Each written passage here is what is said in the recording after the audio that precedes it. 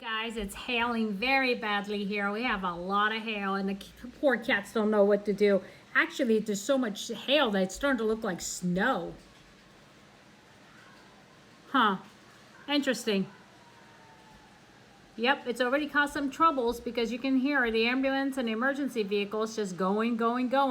Even the neighbors are outside just recording this. My poor cat here doesn't know what to think. And here comes the other one, being all nosy. So, what do you think, guys? What do you think about that? Oh, your friends are gone now, the squirrels, and I hope they're going to be okay. But here they are, looking outside. Finding it very interesting. Yeah, I mean, look at the rooftop right there. I mean, it's white like it's snow. This is so weird. And it's been, I think, you know, I can count on my fingers how many times I heard thunder here in California. And I don't know if you can hear that, but that's thunder.